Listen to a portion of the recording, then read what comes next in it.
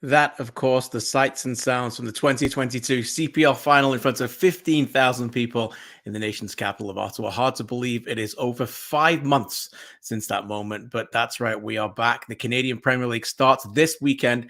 My name is Christian Jack, and as usual, I'll be joined by my team members very soon to get you ready for the new season. That's right. This weekend sees the beginning of a new season in the Canadian Premier League, a fifth season in the CPL, as 8 clubs from coast to coast start their quest to win potentially 3 domestic trophies this season. That's right, the CPL regular season, the CPL playoff champion, and of course, the Canadian Championship, all of which award berths in the 2024 CONCACAF Champions League. And over the next 90 minutes or so, fitting for a game, I suppose. Also, myself and the newsroom team will get you set for the new season, and we will hear from a player from each club previewing the new campaign. Here is a look at the opening fixtures this weekend, as we put that up there, which fittingly starts in the nation's capital as the 2022 regular season champs Atletico Ottawa take on a new Halifax Wanderers team under Patrice Geyser. Many changes. 2022 North Star Shield victors Forge FC reignite their rivalry from day one with the team they beat in the semifinals last year, Cavalry FC, at Tim Hortons Field on Saturday in the second game of a triple header on the opening day of the season. Third, and by certainly not least, will be out west for the 2021 Champs Pacific, hosting the brand new team in the Canadian Premier League, Vancouver FC, in what will be their first ever match. Sunday season improved York United host Valor FC as the two teams that were the closest to making the playoffs before falling short last year look to start well at York Lions Stadium. For those of you joining live, feel free to submit the questions. Already seeing some of them there already. If you're listening later on the podcast, we of course also thank you for that as well. And of course, you can always get questions in by that way as well. What we're going to do again over the next 90 minutes or so, we're going to preview every club, and we're going to start from the top. But before we do that, we want to say that this is presented by Volkswagen. We thank you, Volkswagen, to be a major partner here at the Canadian Premier League once again. This is the CPL Newsroom presented by Volkswagen for the entire 2023 season. And we are delighted that many fans are here watching live tonight. And of course, we'll ask their questions, and we'll get to many of them as the show goes on. As I said, I can't do this without my friends and my correspondents. And let's bring in Charlie O'Connor-Clark for our first preview of the night. Here he is. And we're going to start from top to bottom with the final standings at the end of last season. And with that, Charlie, fittingly again, we start in the nation's capital. You've been traveling across the country over the last few weeks from coast to coast with our friend Kenny Edwards as well into a lot of these markets. So as our current correspondent for Atletico Ottawa, I want to start something with you that I want to call 5 questions in 5 minutes, 5 key questions in 5 minutes on every club. And with Ottawa, I think it's fitting that we get right into them right away. So, Charlie, from last year, it was from worst to first in 2022. That's right. They were last in 2021, and they were first in 2022.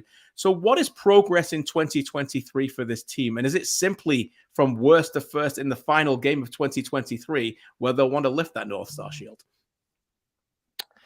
Yeah, I think that there's a lot of progress that this club can still make. I think that they'll probably say that as well. And it's not just that they needed to be better in that one game. I think we'll get into some of the specifics of it in a little bit here, but I mean, obviously Atletico Ottawa will want to expand on what made them good last year. They had that kind of defensive structure. They're very difficult to play against. But I think maybe the first thing for me is that they need to be better with the ball. They need to be more dangerous. They need to maybe find more ways to break teams down and not just... There were games definitely last year where we saw them allow the other team to play towards them, right? They'd, sit back sometimes and especially on the road, and we'll talk about their away form soon. But I think the next step for them is, now that they've established themselves as a team that can win games, can be a competitor in the league, can be a contender, which they had to do last year after being pretty bad the year before. Now it's about establishing yourself more fully as kind of a consistent team that's going to score goals and entertain and just be able to play in a variety of different ways, because I think you can go a long way in one year playing a certain way, and especially if nobody expects you to, if that's kind of a surprise in the early parts of the season. But I think from there, what comes next is you have to improve and you have to expand, and I think you have to find new ways of getting at teams if things aren't working, because that wasn't necessarily something that they did a lot last year was adapting inside of games. They would kind of play a certain way and it would work more often than not. But I'd like to see some different things, some more interesting ideas thrown at teams and games, and new ways of playing with this squad that they have. That's a lot of talent. Yeah, it's certainly compared to the year prior, it was more of a football revolution last year. I suppose it's all about evolution this year. Number 2 question for you is this. Which stat is the most impressive and why from last season? Home record, 13 wins and 4 draws in 17 games. 13 wins and 4 draws in the 17 games they took the lead in.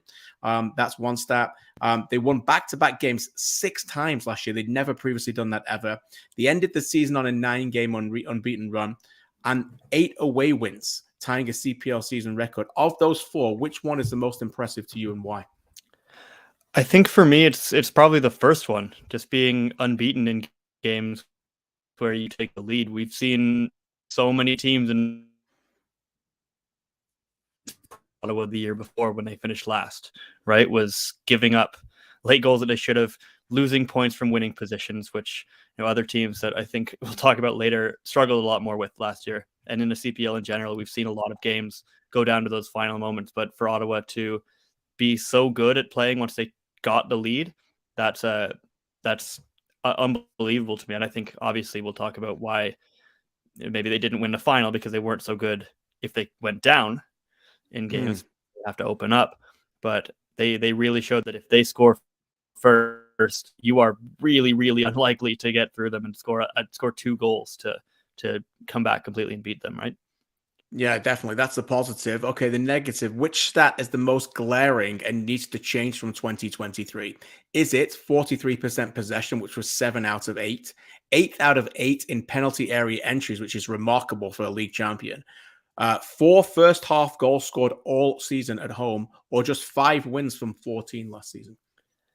I think it might be the penalty area entries for me, just because it's a little bit more indicative of what some of the challenges facing this team this year are. Is that they showed that they maybe weren't necessarily able to break teams down if they gave them the ball, right? 43% possession for me, that's again not particularly surprising, because they love to play on the counterattack and on a break. First half goals at home, that is a problem for me. But how do you score goals? By getting into the penalty area. Mm-hmm. Yeah. If they are doing that, I know have made a lot of their adjustments this offseason, is trying to find players who can cut in off the wing and find those more incisive passes to try and develop attacking moves with the ball, rather than hitting on the counter, trying to get it over the top to Baloo Tabla for a little bit of pace. I think there's more maybe footwork and players able to get into the box now this year. Yeah, no doubt about it. Don't worry, Finn. We're going to get into Johnny Dos Santos later. We're going to talk about that. The one thing I'd say about the next question, we'll keep it quick. Carlos Gonzalez undoubtedly named Coach of the Year last year for a reason. What do we want to see from him to evolve this year? You touched on it a little bit on the first one, but I think he did what he did last season for a reason, because it was almost where, how quickly could he get that team to success? But are we going to see a different side of Carlos Gonzalez this season, or is it a little bit of a adjusted playbook? I think so. I think we'll see a little bit of an evolution now that he's been working with this squad for a little bit longer. I think last year was, again, about establishing Atletico Ottawa as a club that can be competitive, can get into the playoff at least, and they obviously did even better than that in the regular season. But now that they've seen that works, they've got that in their back pocket, and Carlos has worked with a lot of these players for a little bit of time now. I think that the next step is opening things up a little bit, putting a little bit more, or just looking for the ball more, being a little bit more aggressive, I think, in ways. And I think that that's something that Carlos certainly wants to do in a lot of ways, that maybe didn't necessarily have the time under a manager to be able to do that consistently enough last year for them to try it particularly often. You know what I mean? Because teams, if they're trying to get out of the basement, they will find a style that works and they'll stick to it. And now teams have probably figured that out, that Ottawa are going to try to do that. So Carlos, who's obviously a really sharp footballing mind, will know that, and he'll have been working on ways that they can play differently and surprise teams again, because I think that was a major asset for Ottawa last year. Yeah, no doubt about it. They're going to have to, I think, take it to another level. Mm-hmm. Obviously, they've lost some key players. Balou Tableau's one player who's gone to Turkey, again, showing the evolution of the Canadian Premier League, continuing to move players abroad into different leagues. But they've brought a number of players in. Of those acquisitions, maybe it's Finn's boy, Gianni Dos Santos, I don't know, but who excites you the most? I think that there's a lot to like in the attackers they brought in. Gianni Dos Santos obviously can produce some of those moments of magic that I think they might need at some points. Noah Verhoeven's a really, really sharp player in midfield, and that helps address another kind of issue of a player leaving. When Abdou Sissoko leaves, you need more central midfielders. Sam Salter obviously scored plenty of goals in Halifax last year, but the one that actually I'm most intrigued by is bringing in Karl Ouimet into the back line. He's a player with MLS pedigree, national team pedigree, who honestly, when Drew Becky retires, I think that Karl might actually be better than Drew Becky coming into that lineup there. And obviously he's very familiar with some of his teammates, especially Maxime Tissot, who he'll probably be playing right next to in a back line. So I think that might be the one that I'm most intrigued by. I think he's a very talented center back, and that was kind of the biggest strength for Ottawa last year. So I think for me, it's encouraging that that's going to continue to be the case, right? They knew that's, you weren't able to get into their box either if you were trying to throw crosses in or play through them last year. And that will continue to be the case because of the players that they brought in. Yeah, no doubt about it. It's a fantastic acquisition. A player that knows how to win games, as you mentioned, was with Tissot and Montreal Impact as well. All right, Charlie, we'll let you go. We'll get you back in for the next correspondent later in the show. We have spoke already a lot about Atletico Ottawa, but very little about Ollie Bassett. Ollie won the Player of the Year last year and the Players' Player of the Year. That says a lot about their depth. Charlie recently went to Ottawa to catch up with the Englishman. Undeniably now, for a third time in 4 seasons, Forge of Hamilton are champions of the Canadian Premier League, a dynasty. When you're playing games like that, you obviously want the result to go your way, but I think sometimes you learn more from them when they don't. And yeah, like you said, the occasion and the night itself, 15,000 fans inside TD was a special night for not just us, but for the league itself. So yeah, I think we'll use that as motivation throughout the course of the year, and fingers crossed we can host another one of them. Where do you maybe go from there? What's the sort of the next evolution? Yeah, I think obviously the only thing we could probably do better than last season was win the final. So I think for us, kind of our expectations will stay the same as last season. We want to win the regular season and obviously now qualify for the Champions League. I think that's where the club wants to be. The 22 CPL Player of the Year is, let's hear it, Ottawa, Ollie Bassett. Do you have any idea that you could get to that level in this league? What do you sort of look back at that year with? I wasn't really thinking about any of that during the course of the season. I was just focused on trying to do my best and do well for the team, and then hopefully individually that would take care of itself. But yeah, I was always looking just to play more games and solidify myself as a good player in this league, and I just try to stay consistent, and hopefully the hard work would pay off. A Bassett bomb! How do you kind of maybe evolve as a team? How do you maybe see things maybe being a little bit different on the pitch for this club this year? Yeah, I think there was times last year where we could have been maybe a little bit better on the ball, in the build-up or after we win the ball back, so we're not kind of suffering defensively so much. But I think, kind of what we achieved last year, ultimately worked, and we're very good at what we do. So I'm sure we're not going to deviate away from that too much this year, because, it would be interesting to change something that works so well. Bassett! Olympico! Quel but de la part de Ollie Bassett! What impression do you have of the sport of football in Canada and of the league itself here, that now that you've been around a little bit? The league itself has taken giant steps forward in terms of domestically, and then I think the national team, I know the results didn't go their way at the World Cup, but kind of the way they played and the way they showed everyone what they can do, I think it was a great advert for Canadian soccer and Canadian football, sorry.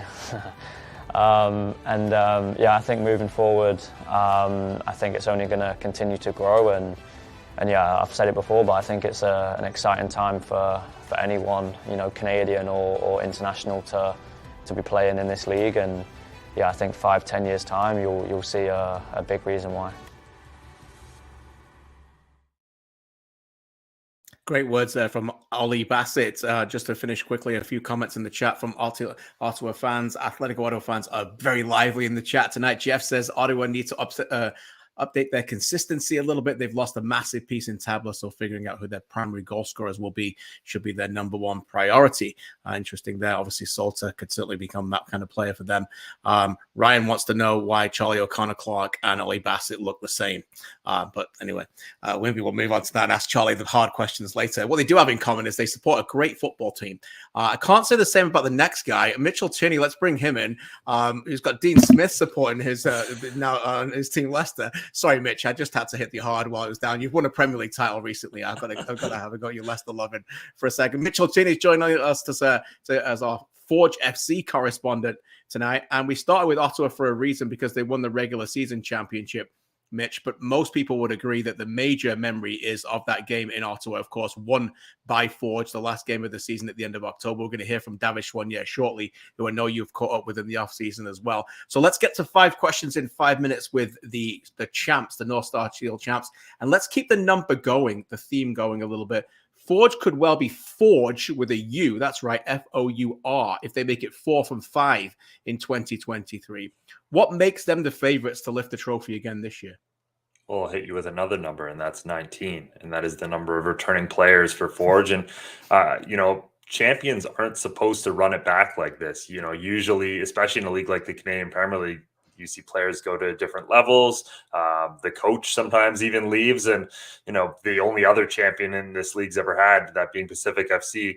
Well, I guess it was Forge who came in and kind of gutted them, taking away Hojabrapor and Campbell, and then Pamadou Ka moved on. And, you know, since then, there's 3 players who remain with Pacific FC who are in that starting lineup for the final against Forge. So, you know, that level of consistency and being able to keep that number of players who know the culture, know the system, know what Bobby expects is incredible. And, you know, the success this past season and in past seasons speaks for itself. So I think it's that number 19 that makes them, you know, so likely to repeat as champions. Very well said. Bobby Smirniotis returns as head coach, despite rumors swirling around Europe and MLS of his departure in the offseason. I think we're pretty lucky to have him here in the Canadian Premier League, no doubt about that. What makes Bobby so special, and how fortunate are Forge to still keep him at this point, Mitch? I think there's a lot of things that make him special. I think, you know, on the field, an incredible tactical manager and, you know, game manager as well. And one thing that you can kind of find sometimes with tactical managers is they kind of overthink situations. They, you know, there's one who may be managing a high profile Champions League game tomorrow who over in Europe, who is well known for maybe in knockout fixtures, you know, going a little crazy with his tactics. But Bobby's the kind of guy where if you're playing a midfielder as a left back on the other team, you know, he's going to send 80% of his attacks down that flank. He's not someone who's, you know, going to complicate things in any way. And I think that that's a big part of what makes him such a great manager. Another thing is just, you know, the relationships he has with players. He's still someone who talks to Kyle Larin frequently from their time at Sigma, you know, Mandikar James coming in, they're big. Their basically only off-season acquisition says, you know, he's not coming in if it's not for Bobby. So, you know, it's on and off the field that this guy is, you know, one of the top coaches in this country. So the fact that he's coaching in the Canadian Premier League is massive for the league. We'll get to Mandikar James in a second. Let's talk about question number 3. The strength of 2022 was really their attack. And that couldn't be said in 2021. They became a more clinical, ruthless team in front of goal, no longer overplaying. They scored 46 goals inside the box. If you're the gaffer, and I know you're not because we just said it was Bobby, but they've got Wubens Passius, Jordan Hamilton, and Terran Campbell. Who's playing where in the first game? And are they all getting on the pitch to start with? Well, I'll have to grow my beard out a little bit more before I can, you know, get qualified to answer this question. But I don't think all of them are seeing the pitch. In fact, I think it might only be Wubens to start. I think you go with, you know, the player who was in form at the end of last year, obviously scored key goals for them. I think scored 3 goals against Cavalry in between the playoffs and the regular season. Other than that, it's just really difficult to see any of the others getting on because you have to get Choiniere on there, who I think also scored a bunch of goals. I think 3 as well against Cavalry last season. You got to get Borges in there. The midfield kind of writes itself at this point. The defenders, with James coming in. So I think there is only space for Pacias at this point. And, you might see Campbell or Hamilton off the bench, but Pacias led the team in scoring. He scored when it mattered. I think that's the guy who you start your year with. Yeah, my notebooks tell me Forge are 16 wins and 1 draw in games when Wubin scores for them, which is pretty impressive. I've been watching Forge a little bit in preseason. By the way, Jordan Hamilton looks in incredible shape and very motivated when I spoke to him, so keep an eye on that as well. So how do they get better in 2023? Well, what about one weakness of 2022? Consistency at the back. They had a lot of injuries at the back. Daniel Crutzen was hurt, only played 2 games, ended up lifting the trophy at the end, has now moved on to the USL. They had 8 different partnerships, Mitch, in central defense. In fact, Beloueu and Johnson were the only ones who played the most together. That was 9. That's not enough, really, when you think about over 28 games. So how big of an acquisition is Mandrikar James, a player that I know you've followed for many years? Yeah, I think he's a very big acquisition, and a player who maybe hasn't had consistency of club over the past few years in terms of loans and different sorts of moves. But he's regularly played 20 plus games a season over the past few years. Whether or not that's at the same level or between the same club, not always. But this is a guy who knows how to play big minutes. He's played in huge matches, be that the Danish League, Champions League for Canada, the Gold Cup, World Cup qualifying. So yeah, I do think that consistency is going to be very important. It's probably going to be Alex. I mean, he just won Defender of the Year, so you have a built-in partnership there between the two of them. And the good news, though, is with the number of changes last year, if you need a Matusla, if you need a Dom Samuel, if you need a Labi Beloueu to spot start for you, those players have plenty of experience. So, I think that there's, again, it's another area where there's a lot to like for Forge. Okay, last one in 45 seconds or less. You spoke to in the offseason. David Choiniere missed the clutch, scored in the semifinal, scored in the final, scored in the Azteca last year in the Champions League, makes a habit of getting those big goals in big games, was a free agent in the offseason, had a number of different opportunities to go somewhere. I know you spoke to him about that. What does it say about Forge that David Choiniere chose to stay? I think it says that this is a project that's going to keep being successful.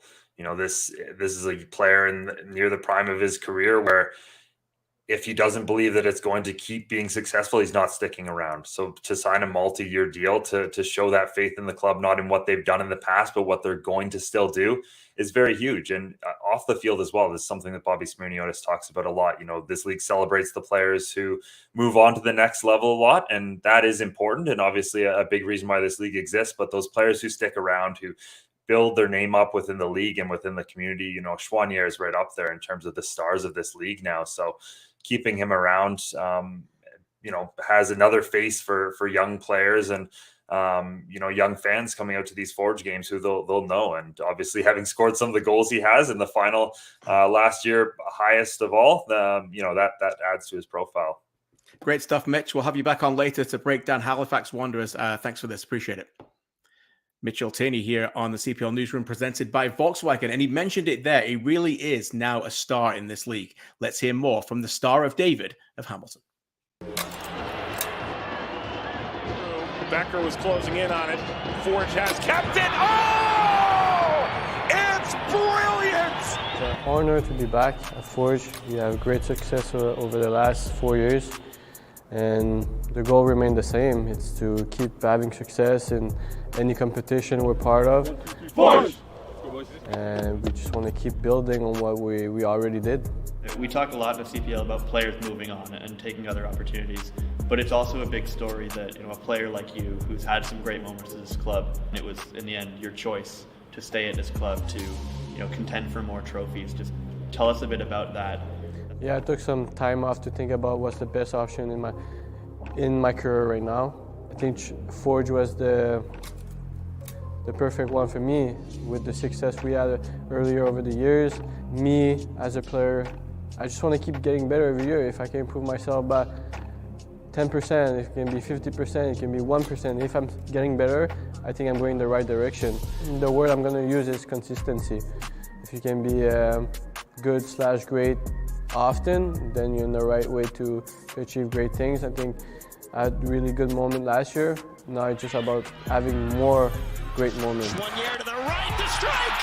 Off the glove of Carducci and in! Does it appeal to you to kind of be a player that's, going to go down as maybe a legend of this club, somebody who's been around this club in the early years and been such a big part of those special moments?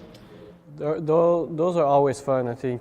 But to be honest, I don't really think about them. I think I'm going to think about them when I stop playing, and then I look back at my career and then all the big goals, the big moments, the trophies. But right now I'm really focused on what I need to achieve today, what I need to do today to be the better version of myself. We have a great team, great coaching staff, and I know the club is really ambitious, so we're going to keep going that way. I want to talk about the last 2 goals you've scored here in the semi-final and the final. So I know there's maybe a bit of a story about them. So I get the ball from Alex, and then I see Ali in the middle, and there's a bit of deflection on the Calgary players. I just started making a run, and I saw a gap between their left center back and their left back, and Ali played me a perfect through ball, and I just took a shot where I know the same goal, I know where the goalie is, so it was a great feeling. You can see the reaction of the team and my reaction. It was an important goal for us. Tusula advancing, has an opening outside as a touch, another touch, brilliant, a goal, the go-ahead, dropping the hammer in the Canadian Premier League final.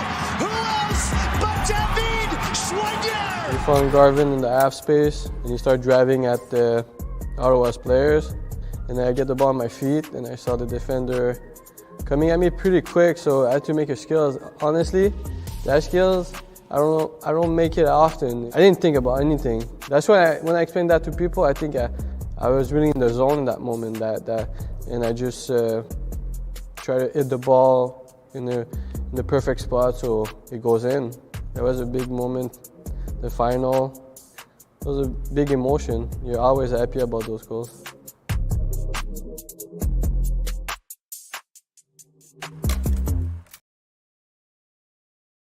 Thanks to Kenny Edwards, and of course, for the content there. Of course, One Soccer as well, the courtesy. And shout out Adam Jenkins, what might be the greatest call in CPL history, dropping the hammer in the CPL final for the David Choiniere goal. Love that. Talking of love, let's bring in Benedict Rhodes next as we break down Cavalry FC heading into their 5th season in the Canadian Premier League. Benny, great to see you. And with Cavalry, it's pretty obvious what the story is here. No team has won more games in CPL history than them, 51. But simply, is it a trophy or bust for them this season in 2023? It very well could be, right? Like you mentioned, they've always been knocking on the door. Tommy Wheeldon Jr. likes to say, they've been there or thereabouts, but they haven't been there. They've never crossed that line and jumped over that final hurdle. And this year, probably has to be the year for them. They have 2 trophies this year to win. Depending on your opinions on the Wild Rose Cup, they've never won a trophy. So this is the year they've got to get it over the line, and they have a good team again this year. And I think a lot of people are expecting them to make that jump and finally get something. A reminder for those who aren't aware, they got beat last year in the semi-final in arguably the best 2-legged semi-final you'll ever see in the Canadian Premier League. It was terrific. It was very, very close, and it could have gone either way. Obviously, red cards in the second leg, very close, but in the end, they were on the wrong end of that again. But I think they would admit that they probably left too much on the table in the home leg. They didn't win the home leg, Benedict, just like they didn't win the home leg in the final in 2019, and they didn't win the home leg in 2021 against Pacific either. They're 26-6-6 at home in the regular season. They won 10 wins at home last season in 2022, the best home record again in the regular season, which I guess, again, makes some of their playoff disappointments at home a bit more puzzling. What makes Atco Field at Spruce Meadows such a fortress for this team? I think there's a few factors. I think one of them is the fans. Some people have compared it to walking into a gladiator stadium. You walk down and there's the fans right behind the goal. They're noisy. They're always there and pushing their team forward. And that's obviously a huge advantage for any team in the Canadian Premier League. And also, playing on natural grass and playing lots of games on natural grass, I think is also very helpful for them and gives them that advantage in that regard as well. So there's a few factors, and I fully expect that to continue again this season. That's the positive. Let's look at a little bit of the negative. I'm going to throw 3 stats at you, and I want to know which is the most concerning. Last season, just 4 away wins with 4 clean sheets. They conceded 20 away goals. Or was it scoring just 12 goals in their final 14 games? By the way, that's the XG of that was 14. There were 21 in the first half, a massive difference in terms of their goals scored and their positivity in the box in the second half of the season. So Benedict, 4 away wins with 4 clean sheets, conceding 20 away goals, or just 12 goals in the final 14?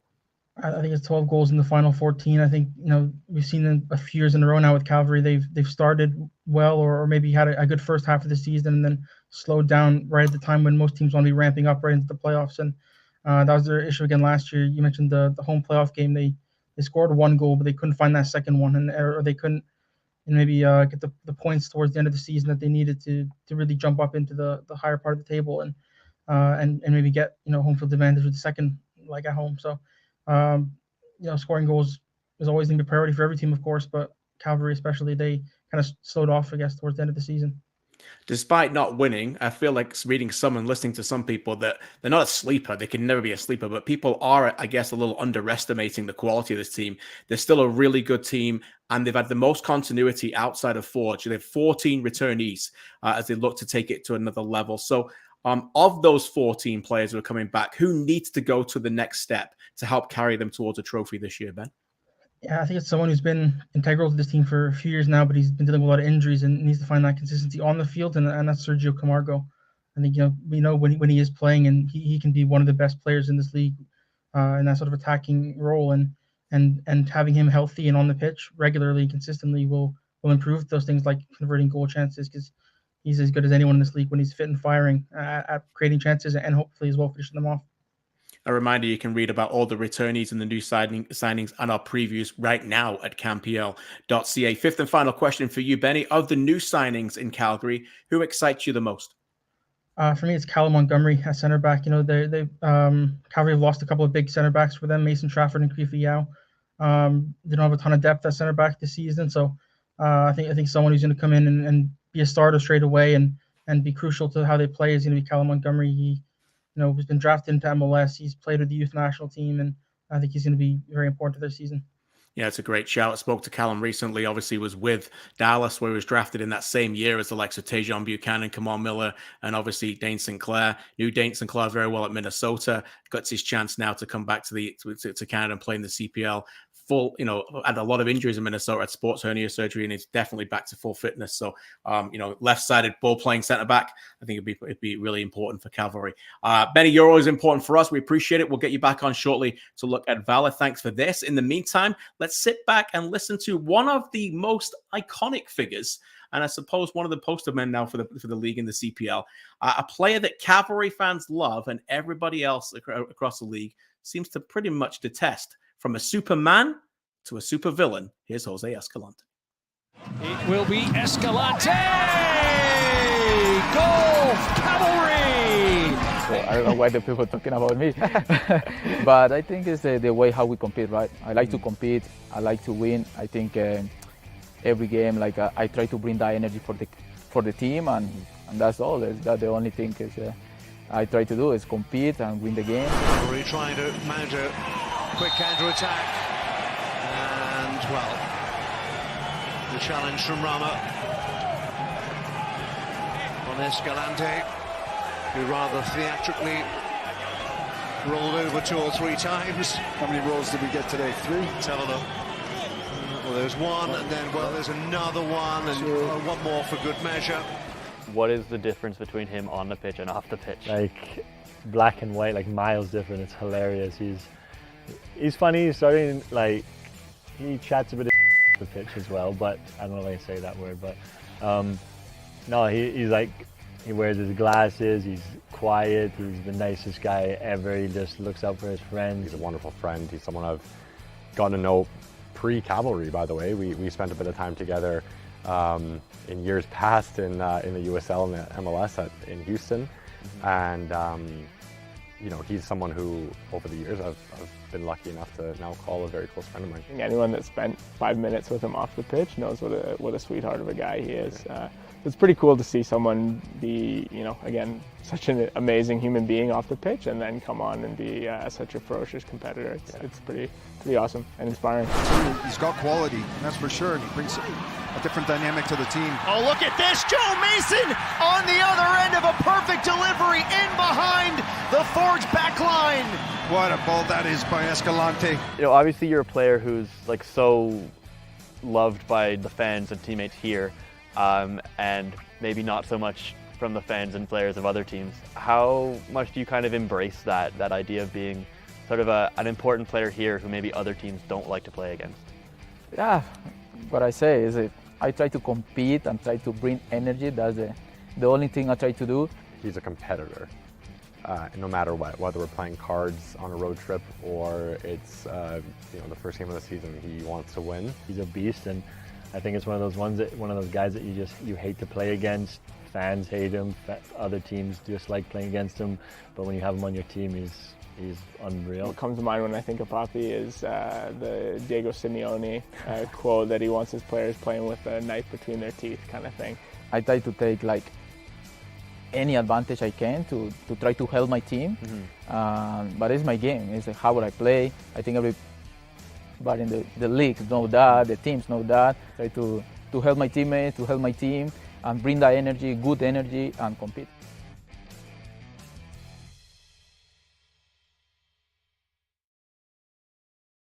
Jose Escalante, the kind of guy who plays with a knife between his teeth on the pitch and then would walk your grandmother across the street without it, apparently. So my favorite part of those interviews, by the way, was just when players were trying to describe what he was like on the pitch and they would go, because they wasn't quite sure about saying a bad word. They would consistently stop themselves from saying it. Never a bad word out of this next man's mouth. Let's bring in AGR, our Pacific West Coast correspondent. Alex, great to see you, my man. Thanks for joining us. Let's get into our Pacific FC team. They finished 4th last season. Finn and everybody in the chat here are all getting excited for this. Let's start with our 5 minutes and 5 questions on the clock for this. And I want to start by going back before we look ahead. Only 3 points separated 1st to 4th last season in the regular season, where they finished 4th. But is it fair to say that Pacific were clearly the 4th best out of the 4? And did the playoffs show that last season? Yeah, Pacific was certainly a strange team last year, and you could kind of, they started so well, and then obviously the sale, Alejandro Diaz, loomed so large. And I think when looking back, the big thing is just looking at the underlying numbers. I think defensively as well, in particular, or offensively, pardon me, they were a team that really struggled to generate numbers, and even defensively, they weren't as strong as the numbers suggest, and that helped that they had a goalie like Callum Irving, who's someone who they're certainly going to miss on the other side of the new derby. So yeah, you look at the playoffs and how they faced Ottawa, and how Ottawa was just able to go into Starlight and win such a convincing, such a good 2-0 road performance. And it felt like that second leg was just the story of Pacific's second half of the season. They played so well, knocked on the door, hit a crossbar, hit a post, hit everything, but put the ball in the net. And then they were just able to get iced by that Malcolm Shaw goal. And it kind of really summed up what Pacific ended up being at the end of the year. Yeah, probably telling that goal that they scored came from a set piece. Let's get into the stars. 36 points from 17 games featuring Manny Aparicio last season. 10 points from the 11 games without him. What makes him so valuable as he returns again for a 3rd season at Starlight? Yeah, I mean, Aparicio, he's the heartbeat. He felt like he was Pacific FC last year. And I mean, that's how he was able to get MVP votes when he's someone played such limited minutes. You don't often see that. But the numbers reflect it. They were, Pacific were an elite team when he was playing, and pretty much when without him, it's a team that's at the bottom of the table in terms of points per game. And I think that the difference with Aparicio, it's fascinating because it wasn't necessarily numbers last year. It wasn't the goals. It wasn't the assists. It wasn't, outstanding couple goals, couple assists, but it's just when you watch him play, he does everything. Like, yeah, he can pass a ball, he can strike a ball like no one else, but there aren't many skilled number 10s like him who are tracking back to your left back to fill in for him and making a slide tackle and, and just covering every inch of ground. And he has the work rate of a number 6 or, even a fullback, even though he's a number 10. And I think that goes a long way because sometimes skilled players, not that they don't like to defend, that they won't, but they're almost like, I score enough goals where I can get away with missing a tackle. Manny Aparicio was not missing many tackles, not missing many defensive assignments. It's a great point. His work rate off the ball is really something that people don't talk about enough. Talk about skill number 10s. On December the 18th, when Lionel Messi lifted the World Cup, Manny Aparicio was back home in Argentina in Buenos Aires celebrating with the locals. That was a pretty good story as well for him in the offseason. Question 3 for you, AGR. 28 goals in 18 games last year for the team when Alejandro Diaz was there. That is 1.5 goals per game. When he left, as we mentioned, they struggled to score. They got 8 in the last 10 without him, dipping their goals per game average to less than 1. How crucial can the signing of Easton Ngaro be? Is he different to Diaz? And how big is it that they've got him in? The Ngaro signing is huge. It was kind of one where you saw it when it happened. You're like, okay, this is what Pacific were screaming out for last year, because look, the Diaz departure hurt because Diaz was so good, but it also hurt because it felt like Pacific was just so catered to Diaz. All the crosses were suited to the way he made those late runs into the box and those low crosses. How many times did we see Diaz wide open at the back post making those runs? And you look at the rest of the roster, you know, someone like Marco Bustos, he was creating a lot, but he wasn't getting that sort of goal scoring threat we're used to seeing. Josh Hurd had a few goals in him, but even when, you know, Diaz left, teams like, okay, we can focus a little more on Josh Hurd, who almost benefited from Diaz. And I think that was the big thing about his departure. And I think in a guy in Ngaro, they can have a focal point again that won't only just score a lot of goals. I mean, we've seen what Ngaro's done, 25 goals in his CPL career on an Edmonton team that wasn't always great at generating for him. He did have to work hard and grind and go get those goals himself. But he's also going to open up a lot of space. I mean, anytime a 6'7" striker is lurking in the box, teams are going to pay extra attention. They might double up on him. And if you're Aparicio, if you're Hurd, if you're all these new striker, you know, these forwards they've signed, Kakuta Mane, Adonijah Reed, like they're going to be looking like, okay, I'm going to love being able to feed Easton Ngaro, but I'm also going to love the space that a guy like Easton Ngaro can provide with that height. And obviously we know he can score at this feet. He can do other things too that someone of his height might not be expected to do. You mentioned a lot of their signings. I'll get to that in a second. There's some exciting names that you just mentioned. Finally, before we get there, question 4. Jamar Dixon's retired. Callum Irvin's gone to Vancouver. Marco Bustos has gone to Europe. Abdou Samaki's left. Jordan Haynes has left. Players that won the title in 2021. They've all departed. Should we expect growing pains while new leaders are formed now with this team? I mean, for sure, it's a great question. And I think it's one for Pacific they should avoid just because they've planned for this. I think the nice thing has been with them really since year 2. They've been a team that's not been shy with play the kids. How many times do you hear that out of the island? And that's kind of stretched all aspects. I mean, Pamadou Ka came in, was a great coach, and he left. He got an opportunity elsewhere. Well, James Merriman, who'd been with the club since year 1, steps up and he's just filled in seamlessly. And you look across the roster, how many, you know, Caden Chung, Lucas McNaughton, you can go on, all these players that have had these opportunities to move on, and they've just been, okay, we're ready. We have the next man up. And I think you can see that with the transition. Yeah, you lose your Bustoses, you lose your Dixons, you lose your Irvings, but, you know, you look across the roster as Aparicio's heading into his 3rd season. He's definitely going to play a huge leadership role.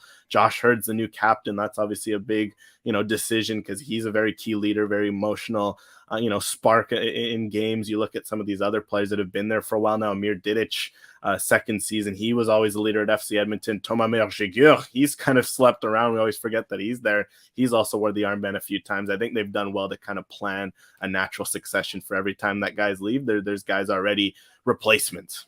Yeah, that's a great point. And Merriman goes into his 2nd year now, so the honeymoon's over, and I think he'd be better for it, more experience heading into that 2nd year. They have had a bit of a turnover. You mentioned some of them. Some of these players have come in. I've had a chance to chat with all of them. Really exciting. And as I said earlier, go to campl.ca for the full list. 10 new signings. Of them, who excites you the most? For sure. And I mean, as you know, KJ, it's always tough to keep just the list to when there's so many just to one. So I'll do 3. I'll limit myself to 3 and one kind of from each area of the pitch. Up front, I'm liking Adonijah Reed because yes, Kakuta Mane is going to steal all the headlines. Obviously, huge pedigree, but Reed's someone who's caught my eye a bit in the USL. I keep seeing his name pop up. He'd scored a fair amount of goals. Canadian, winger. You're kind of intrigued by that. So I think that profile of a goal-scoring winger, we mentioned Pacific, a lot of it was Diaz heavy last year. That's good to have that sort of profile, Ngaro, Reed. If Aparicio can get a few more goals, all of a sudden you're getting a few more, goals from other sources. Should, Ngaro maybe start off slow or should injuries happen, that's huge. Then at the back, there was one that I was very intrigued about because Nathan Mavila left and then they signed Bradley Vliet. that was a very, very, very underrated signing, because every time I watched Cavalry last year, Vliet was always one of the top 3, top 5 players. He's just such a solid all-around left back, and I think sometimes those kinds of players go underappreciated. So I thought that was a very good coup that should help stabilize an already great backline. I mean, you look Kunle Dadaluk, Amir Didic, Tama Mirjagir, now you put Vliet into that fantastic back four. And then the last one, and I think I'm going to, the most important is Pierre Lamoth. Like, 'cause I think he's someone at Halifax who really had these moments of brilliance, but didn't maybe get to shine in that 6 role because Andrea Rampersad's there. You look at Jamar Dixon leaving. He's someone who could really slot in that Pacific number 6 role and maybe free up a guy like Sean Young to go a little more box to box, because he projects more as an 8. It frees up Aparicio, of course, to do his thing. I feel like someone like Lamoth sliding in and just getting a chance to show the skills as an all-around number 6. I really like what that move could do in the midfield as well. Very interesting, AG. I will let you go, and you can call Benedict during your break here, because he takes applications for the Pierre Lamoth supporters group. He runs it, so he's a massive fan of him as well. So I'll let you guys go bond over that in the background. And in the meantime, thanks, AGR. In the meantime, as I said, Charlie O'Connor-Clark's been traveling across the country talking to some key players, and there's no more of a key player on the island than Manny Aparicio. Need him to find some more magic today. A nice interchange with Bustos. The header off the post and in from Manny Aparicio. The biggest thing is just building on that chemistry, building on what we've been building on the last couple seasons.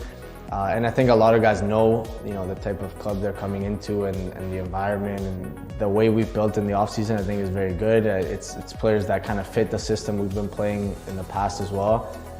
So I think we're definitely contenders.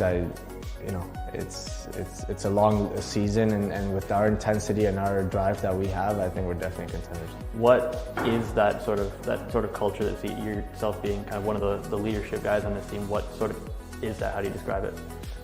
Yeah, I think our mentality, like you said, in the last 3 years, is just trying to be a winning team, be a winning club. What established us as being this kind of tight-knit island pride community team that we tried to make our fans proud in the way of, as I see here in the island, it's a lot of blue-collar people, and that's how we try to play on the pitch. Leaving everything out there and one match after the next, we're always trying to run teams off the park, and then the football speaks for itself as well. We got great quality as well, but if the work ethic is there first, then good things will come. Top of the box shot to his left foot, strikes it, and it's a goal for Ottawa. The way the season kind of ended, that must have been sort of frustrating for you guys, kind of not really being able to finish those chances or get those final balls against Ottawa in that playoff series, right? I think the first 10 games we were doing very, very well. And then, we also had Canadian Championship and CONCACAF, which we tried to put a lot into that and getting through rounds there. And then, yeah, like you said, I think against Ottawa, we definitely messed up at home. Losing at home is never a good thing, because it's home and away leg, and they always had the advantage there. But even then, I think we had a great response going into that second leg. You started the season unbelievably, looked like MVP caliber sort of football, and your knee, and then you come back and you're red card immediately, and you come back another one, and it just it must have been frustrating to not really be able to get going until the very end there. It was just a tough, turn of events for me, and with my injury, all my energy and frustration built up in that first game, red card, and then again, 3-4 games later. But yeah, it was a kind of stop-start. It was a lot of learning, off the pitch for myself, watching the team and what things I could work on myself. And hopefully, it's just something that I improve on and take on from here on in. But you're always going to be an energy guy, right? Yeah, exactly. That's me. I mean, I'm going to be out there and I'm still going to give 100% and play my game. Just maybe be a little bit more cautious at times. What are you guys kind of feeling about having that opening game, having the brand new team come onto your turf, and obviously sort of island, mainland rivalry? It's got to be a one that you're looking forward to, right? I think it's something beautiful that we can build, in Canadian football, and try to have those rivalries and those competitions apart from the regular season or the playoffs and stuff like that. It's a great opportunity to come host them for first game. Welcome them to the league, maybe hopefully by beating them, but welcome them in. reminder, the first game on the island between Vancouver FC and Pacific goes Saturday night, 4 o'clock local time, 7 o'clock Eastern. As usual, all Canadian Premier League games this season can be broadcast and can be seen on One Soccer. We are halfway through the CPL Newsroom presented by Volkswagen. 4 teams down, 4 teams to go. We'll bring our friend Benedict Rhodes back in as we get set to preview Valor FC, one of the most changed teams in the off-season, Benny. I suppose some necessary changes.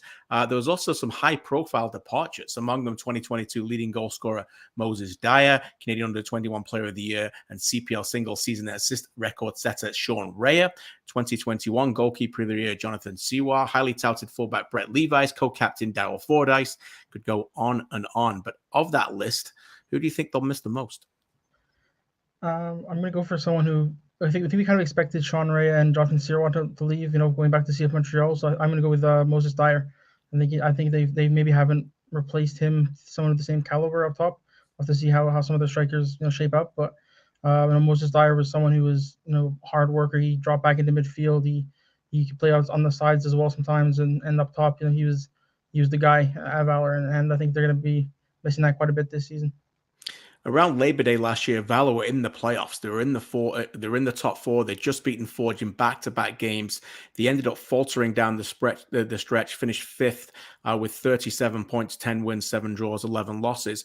Which stat from 2022 is the most alarming and needs to be corrected immediately, Benny? Is it the fact that they dropped 22 points from winning positions? Or is it the fact that they scored more than 1 goal in just 7 of 28 games? Both are alarming, but I'm going to go for the dropping 22 points. I think those 22 points would have them comfortably in first place if they had gotten all of them.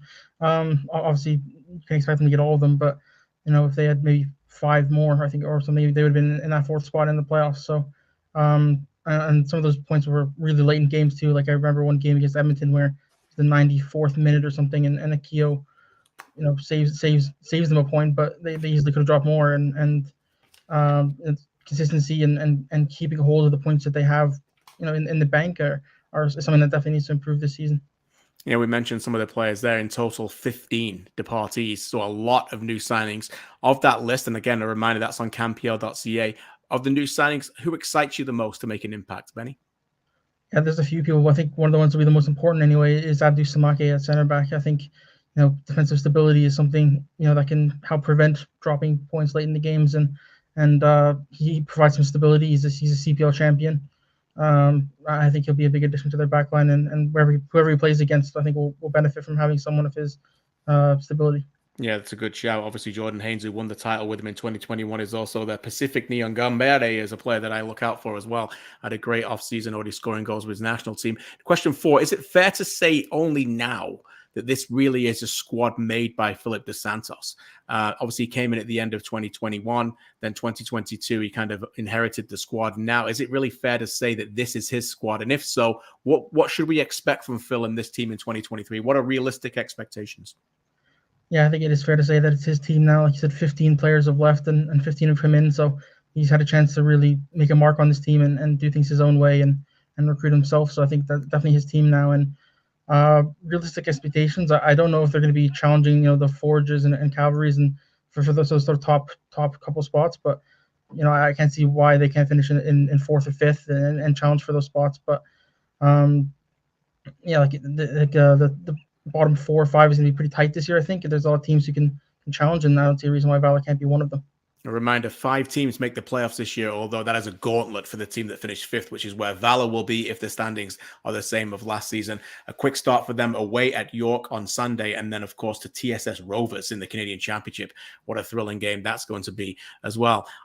Young Canadians continue to thrive and shine in the Canadian Premier League with opportunities to go elsewhere. One of those players could be Mateo de Brienne, signed at the start of last season.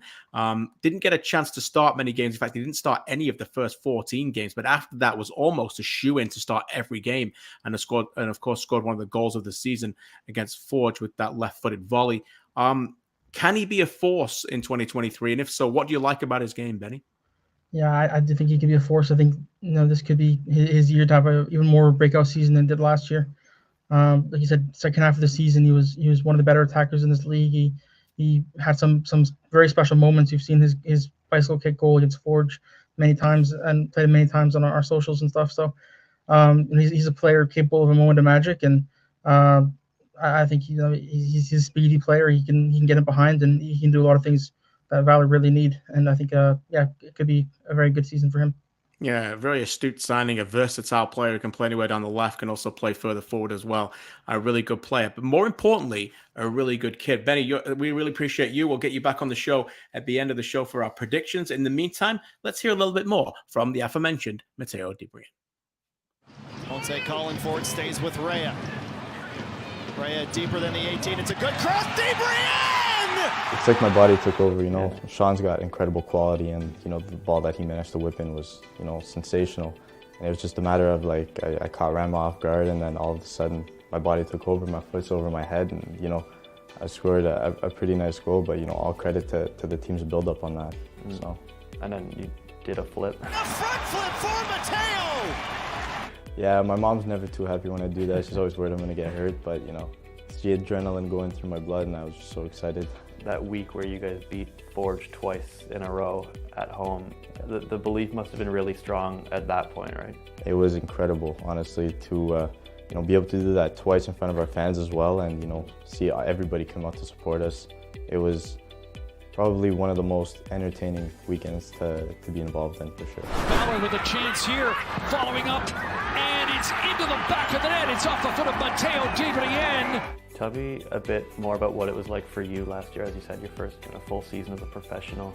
You sort of had to fight your way into the squad. You got kind of an opportunity, and you just kind of had to play well enough to stay in the squad, right? So it must have been, you know, a huge experience for you to learn and develop, right? It was a journey for sure. I mean, you know, I knew coming into it, nothing was a given, and I'm one of those players, I don't like being given anything. I like making sure that I work for every opportunity, and so, you know, the fact that, you know, I tried to prove myself every single day, and then I had, you know, the players and the coaching staff and everybody who had faith in me to give me that one opportunity to start a game. It just, you know, it builds confidence in not only me, I believe, in everyone else, and so from that point forward, I was just very positive and, you know, honored to get the opportunity to go to war with those guys in the starting 11.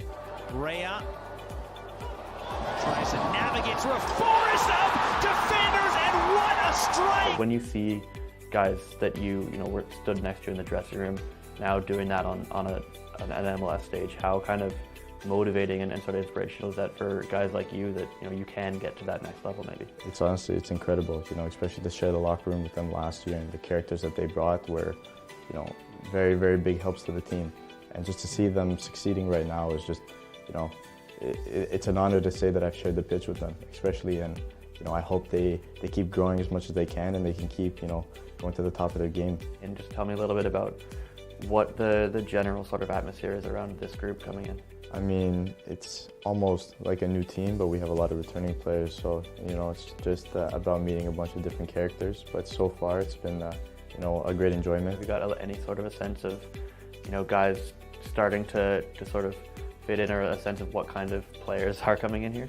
I mean, you know, we have a whole different variety of players around here, but I think, you know, through every day of training, players are showing themselves, and I think, you know, once we get our first opportunity to, you know, show it in front of the fans and everything like that, I think, you know, a lot of characters will come out, so we're excited to show that.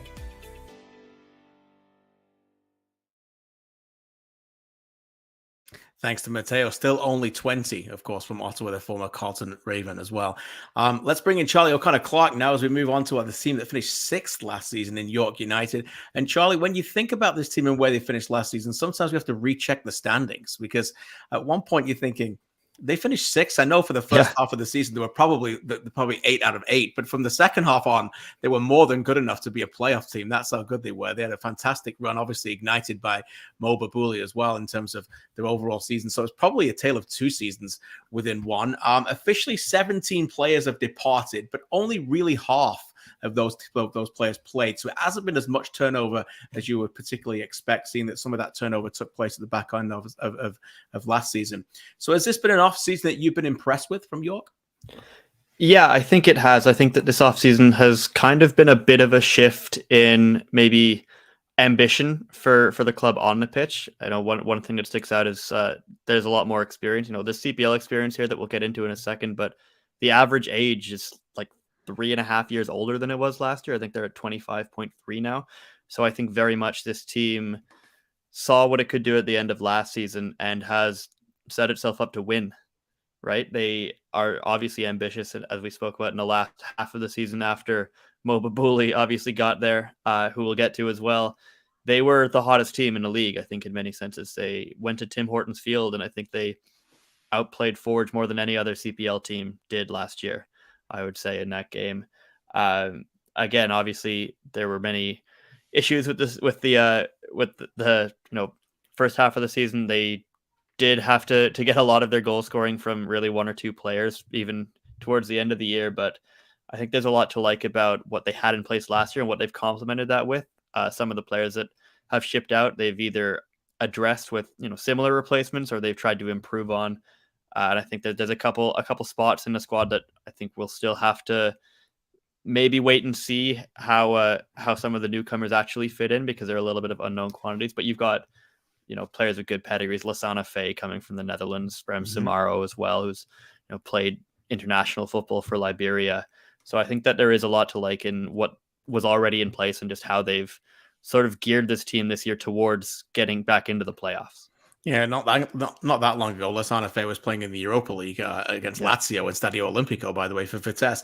One thing about this league that I love in the offseason as we continue to develop going forward is that there's been players moving within the league to different clubs. Now, that's only started to happen as the league continues to evolve, but that happens all over the world.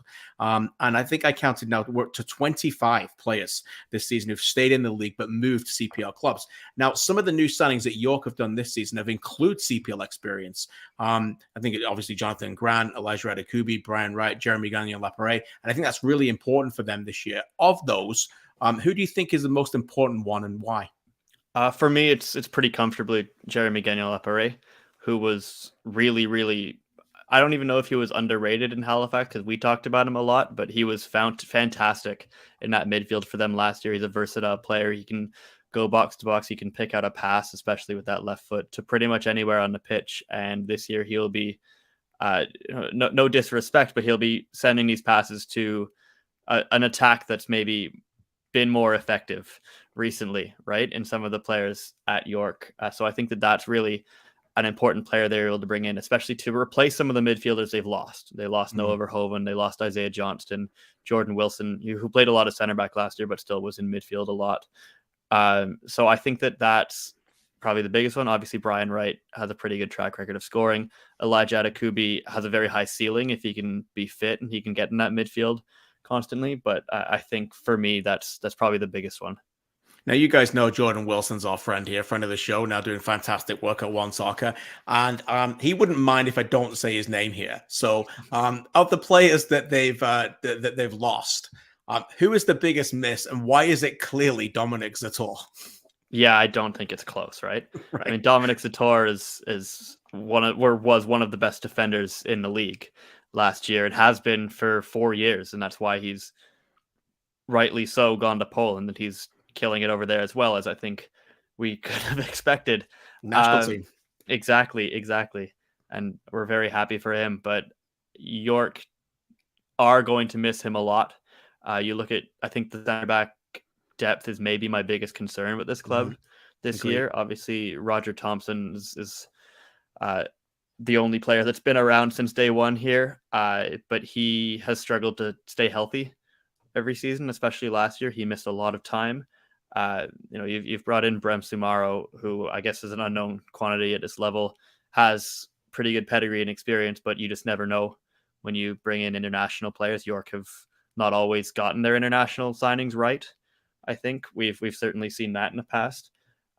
So I think the center backs especially are where I'd be most concerned, because they don't have a like for like replacement for Dom Zator really in any means. Not that there is one that exists easily to get in the CPL, but I do think that that's maybe the biggest concern I'd have with this offseason for York. Yeah, I'd agree with that. Maybe they have to outscore teams more next season than they did last year. Obviously, they didn't concede many, but they couldn't score as much. But this year, now Mo Babuli is in for a full season. He's almost like a new signing. 17 points gained from 8 games he played in last season. And 10 of their 11 points they gained from losing positions came with him on the pitch. That's how much of a difference maker he was. What makes him such a front runner for Player of the Year candidate this year? I think the first thing that stands out to me, and the thing that other players will say to you all the time, is that he makes the other players around him a lot better. And we certainly saw how that helped Osaze De Rosario for one, but you can see that he can get the ball out of difficult spaces so easily with his footwork. He just sees things on the pitch that maybe a lot of other players at this level won't. And he'll be able to create stuff and put balls into spaces that maybe a winger wasn't even expecting. And the other thing is, because he's such a high profile part of this team and everybody knows that he's kind of the main man in attack, he makes so much more space for the other players. We saw this especially when they played Forge last year, that Mo Babuli, who played a lot in these central channels, would attract a 6 or a center back to follow him mostly for the game. And that left a lot of space either out wide, or it would leave a channel for De Rosario or another attacker to run into. And I think that really was maybe the underrated value of Babuli, is even if he's not getting the goal or the assist, he's probably involved somehow because there's a defender or a midfielder who was out of position because they're too closely marking him. And I think that's a big part of it. But again, some of the stuff that he can do with his footwork, the stories I hear from training of him just trying things, just little tricks and stuff, because he seems to be enjoying his football a lot now, which is good for him. He's definitely one of the most talented players that this league has. Yeah, what a difference maker York has. Okay, in less than 45 seconds, the question 5. You sat down with Osaze De Rosario before we hear from him on himself. What do you admire the most about the man now known as D-Ro?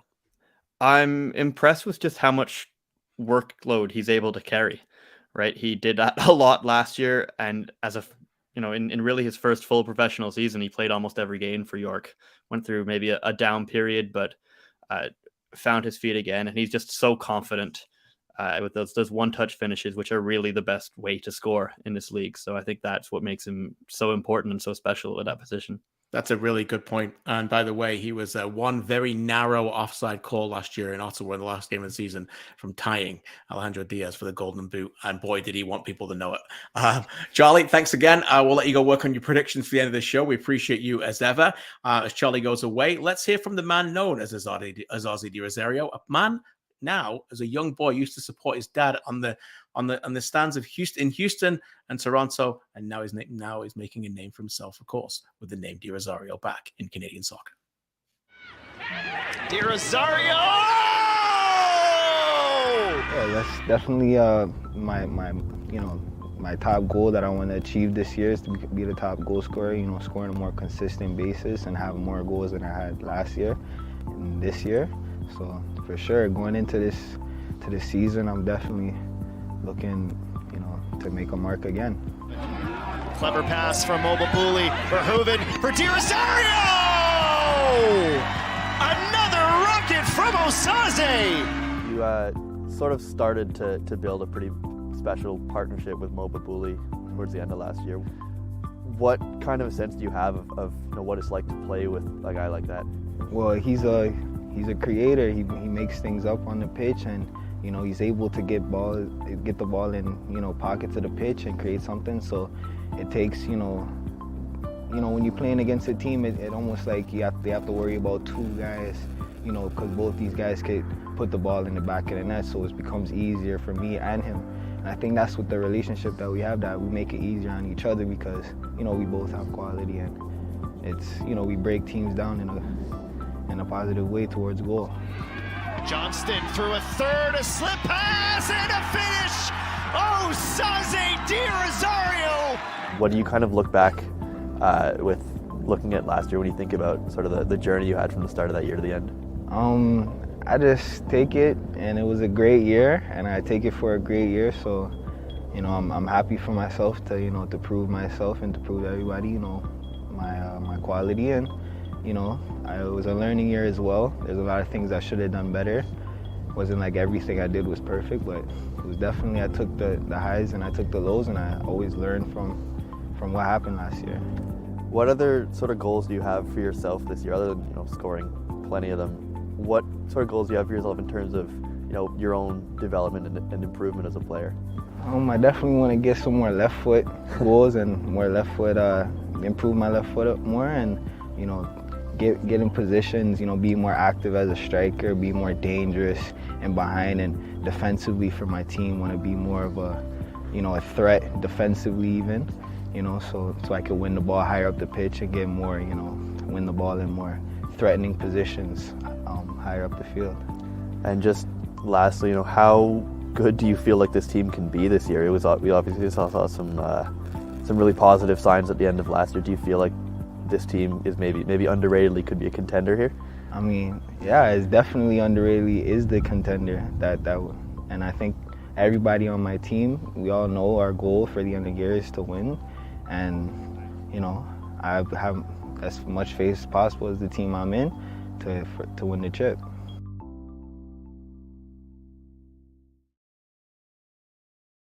Here first, Osaze says they are the contenders, the underrated contenders in the CPL York United. And as the chat continues to light up, you're right, Babouli and Dero, as many people predicting, two of the favorites for the Golden Boot and the Player of the Year this year, no doubt about it. So if they're on the pitch together, York are going to be a force. Get out and watch them. And their games obviously start this Sunday against Valor FC, live from York Lions Stadium at 2 o'clock on Sunday, and of course live on One Soccer. Let's bring in our next correspondent, Mitchell Tierney, and he's got a very difficult task because he's the correspondent in this show for Halifax Wanderers. Mitch, and I mean that pleasantly because they might be the most difficult team to analyze going in, and that might be a good thing. 5 questions in 5 minutes. Let's get right to it. 15 players gone, only 8 return. Was that the right amount of turnover, do you think, considering their past failures and the arrival of a new coach? I think so. I mean, something had to give after a year, where they missed the playoffs by 17 points, score a league low 24 goals, and turns out almost everything gave. The problems have been the same for basically the entire history of this club. They haven't scored many goals. They haven't been very good away from the Wanderers' grounds. So the fact that they weren't even good at the Wanderers' grounds last year, I think they had to really change something and shift something. And you could tell the frustration was starting to build up from the fans as well, who have been so incredible in supporting them. So no, I don't think it's a surprise that there was an incredible amount of turnover from that club. Let's talk about the gaffer. Patrice Geyser has arrived from Vaughan, clear identity of attacking football. We talk a lot on this show in Canadian soccer now these days about that ladder system for players progressing, Mitch. But here's an example, surely, for coaches. Is he the right guy now to be the pathway as a pioneer to go up from League One into the CPL? I think so. I mean, the results speak for themselves in League One Ontario, and obviously, showing that he's the coach of the year, winning the league last year. That speaks for itself. And, he was able to bring a number of his players with him too, which I like in terms of, continuing his culture, and who knows how much they play with Halifax, but at least, he has some guys he's familiar with. And, borrowing a point from One Soccer's Ollie Platt, there's kind of that connection there. Bobby has that connection. Bobby Smirniotis of Forge, of course, has a connection to Sigma. Tommy out west has that connection to Calgary Foothills. There's that Von Azuri connection here too, where, maybe there's an area there where this is a well-respected coach in Ontario. He'll start to be able to recruit players, which has always been a bit of a difficulty for Halifax, which if you ever go to a match there, you won't understand because it's an incredible atmosphere and probably the best game for game experience in the CPL. But I think that's another thing that he adds. So there's genuinely a lot to like. And one last thing is, talking to people in Halifax, he's someone who seems to want to be involved in every aspect of the club. He's giving the graphics department projects to work on that he wants to in terms of hype videos for the club. He's having, these super fun, get to know you nights with the players that they're all really embracing. So there's a new culture there. And I think Geyser's the leader of that. Fantastic. And fitting that you brought up Ollie Platt on the Halifax Wanderers chat. I'll just leave it there. They scored 52 goals in 56 games the past 2 seasons. 40 of those games, they scored 1 goal or less. It has not been great as an attacking unit. Where can the goals come from in 2023? Well, it won't be Ollie Platt, but might be Thiago Coimbra, who just scored 4 in a preseason match. So, you don't want to put too much pressure on an 18-year-old, but that's obviously exciting. They have a number of players, Massimo Ferrin, Kosi Nuafarso, who scored at the League One Ontario, Teo Colombe, who scored a lot at the collegiate level, Ludwig Amla scored at PLSQ. So they have a lot of those guys who have scored at different levels, but, there's only 2 returning goals this year, or 2 goals from returning players this year. So not a lot of guys who have scored at the CPL level. So that will be interesting. But I think it's a number of those guys. I think it's by committee, but I do think that there's more guys on this team who are at least goal dangerous than there were last year. So there's a number of options. Well, when you don't score many and you tear 2/3 of the team up, I'm surprised they've got any goals coming back. So I appreciate that stat. Question 4, they won 5 of 38 away games in their history in CPL. But the home form really dipped in 2022. Now, the honeymoon period is over. So I think this is a really important year for Halifax, again, to reignite with their fans, attacking football. Is this the year to do that and get that home form back so they can contend for the playoffs? Absolutely. And I think the biggest stat that needs to change even before wins, loss, draw, they had 8 open play goals at home last year in 14 matches. Wow. That's not good enough. That's not enough for those incredible fans to cheer for in terms of those games. So, this is the easiest way, I think, for Halifax to get themselves back into contention, because they have so many built-in advantages, be it that aforementioned crowd, be it the grass pitch, the travel that other teams have to do to come out to Halifax. This really should be a place where they're winning consistently. And, I think that will be part of the goal for 2023. But I think the biggest goal is to give those fans more to cheer about and a more exciting brand of soccer at home. Okay, question 5, quick one. Of the 8 returnees, who do you expect to feature a lot and make the biggest impact? I think there's a number of them who you can go through. I think you have to mention Andre Rampersad, the Trinidad and Tobago international, the captain. But one guy who I want to key in on is Christian Campagna, maybe the Moba Bully of defenders, if you want to use that term, in terms of, started just 6 matches, but won almost 30 duels, had 15 interceptions, and Halifax allowed just 5 goals in those 6 matches. So this is a guy who, if he can extrapolate those numbers over the course of a season, that changes everything for Halifax. And so that's a player I'm really excited to see what he can do, now with a preseason ahead of him. Love that shout. Christian Campagna, one player who was invited by John Herdman to the Gold Cup camp to be an extra player, not to be a squad member, to be an extra player to help that defensive cover. And obviously former Whitecaps player and Whitecaps FC2 captain last season. So a real leader at the Halifax. Mitch, we appreciate this. We'll get you back on for predictions. Thanks for your time. One other player who's one of those 8 returnees is a key player as well. And that is Aiden Daniels. Here he is looking back on 2022 and ahead for 2023. Sits up pretty well for Daniels, still with some work to do. Second touch through the legs of Irving, and it's a second for Halifax. It's Aiden Daniels. I think one of the main goals is making the grounds a fortress again. And that comes with being ruthless in both boxes. Keeping the 0 as many games as we can is going to be a big key to keeping our fans engaged, and obviously scoring goals, which we struggled with last year. And I think the fan base here is the best in the league. Rain, sunshine, snow, whatever. They're there in numbers, and I think that in order for them to feel rewarded, we need to win games and keep zeros. What has it been like in these first impressions of working under Patrice? How different is it from last year?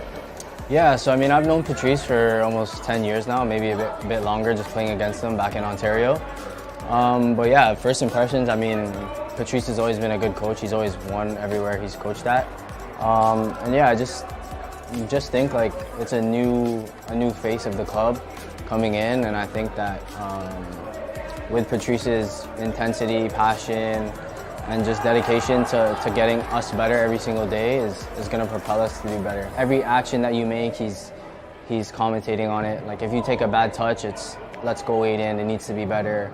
A 5-yard pass that isn't firm enough, let's go Aiden, it needs to be stronger. Like just stuff like that. I think he's very engaged and on top of everyone. Right to the top of the box, Daniels! What a strike from Aiden Daniels! All in all, it just comes down to work rate and getting in positions and being clinical. You know, like you see it at the top levels. Guys get 2 chances, they score both, or 1, and they win the game 1-0. You know what I mean? and it took us a lot of chances just to get one goal. But I think this year, me playing more of a number 10 role and just being that attacking mid player that I am, Patrice has given me the license and not freedom, but more of a role to impact the game in the final third rather than dropping deeper and trying to get out of pressure when we were getting pressed. I can play anywhere in the midfield or even left wing, as we saw some games last year, but yeah, number 10, just because I feel like my best quality is turning and driving at the defenders, finding final passes. What kind of sense do you have of how this sort of attacking system might come together? What kind of relationships are you building with some of these guys? Yeah, I mean, just from day one, it's been about playing football. I can count on one hand how many long balls we've hit so far in training. What did you kind of take away from that campaign? Now that we're a few months after that season, what do you kind of look back at it with? Yeah, so definitely was a frustrating year as you touched on, but after an off season of reflection, you gotta put it behind you because the past is the past, and you can only impact your future. Do you feel a bit of a responsibility to be maybe a bit of a leader in that group and make sure that guys are able to settle in when they're coming to a new team? Yeah, I think I'd put that on my shoulders a bit just to be a leader, and I'm not the vocal kind that's gonna scream and shout and get the guys hoorah, but I try to lead by example with my performances and just my work rate.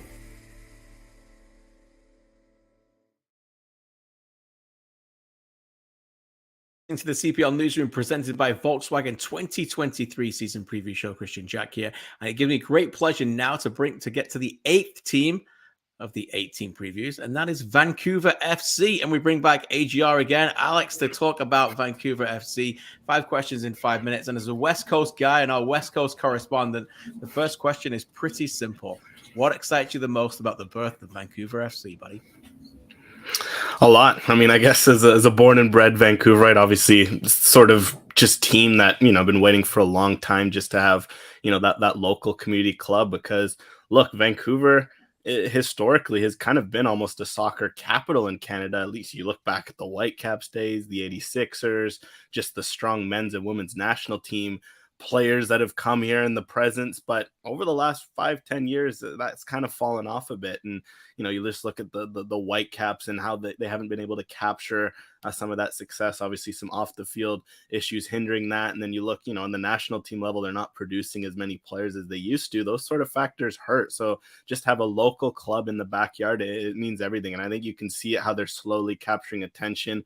One small detail I loved is that this preseason, Vancouver FC didn't go anywhere, but they went everywhere in Vancouver. They were playing in Surrey, Richmond. Last week they played in North Vancouver, and I think that really helped just capture fans from all over the Lower Mainland. Like, oh look, there's a local team that's here that wants to play local kids, and just kind of capture some of that spirit back. Yeah, fantastic. Now, a lot of achievements will be measured away from the pitch, and we fully understand that it's going to be a fantastic year of significance for them. But on the pitch, what would be a successful season for you? Yeah, I think in terms of what would be successful, I think one thing is playing just good soccer. I think that's, clearly sign of intent with some of the signings, bringing in a coach like Ashwin Gotby, who will get to, what that means. I think they obviously want to go out and entertain and play good soccer and get fans coming back and be like, okay, we like, watching this, because that hasn't always been the case maybe across. If you look at over at BC Place, that has been a complaint in the past with the Whitecaps. So that's one. And then in terms of success, I mean, the nice thing is about this playoff format is there's a chance to make it in as a 5th place team. It's tall ass to be an expansion team. Look, go win the league, go finish top 2. Something like that. But to come in as a 5th team, maybe have that sort of dark horse, maybe you're able to finish the year strong. I think that would be a huge success on the field. That would show that they took an even bigger step than maybe expected if they're able to sneak their way and claw a 5th place finish. Yeah, can't wait to see the busload of fans arrive on the island for the Derby game on Saturday afternoon. You mentioned Ashwin Gotby has coached teams to titles in Iran. He's been on the bench at World Cups. What can he bring to this new club in his first year? That's huge. I think that was a huge signing in terms of a head coach, because that's experience, that's pedigree. I mean, teams like Persepolis might not, be familiar to many, but that's a huge club. That's, Champions League. That's just an absolute behemoth of a club. And the fact he coached there, he coached the Iran national team, some of the other coaching spots, that's a big hire because, so far in the young history of the league, there's been a lot of younger managers, maybe managers who are coming, trying to make their name for themselves, maybe on the West Coast. Again, we mentioned earlier, like a Pamadou Ka, something like that. Someone like Ashvin Gotbi comes, that's experience, that's pedigree. That's someone that you look, maybe if an MLS team made a move like this, but okay, that's an intriguing hire. And I think that's going to be huge for a young group, just to have someone who's been there, who has expectations, who has details.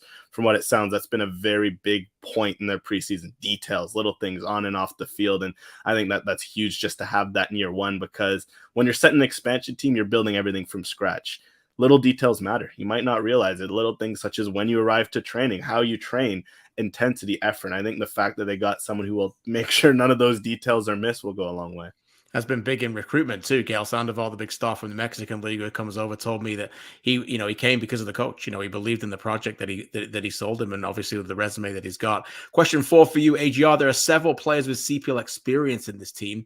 Obviously, Callum Irvin and Caden Chung, one with Pacific in 2021.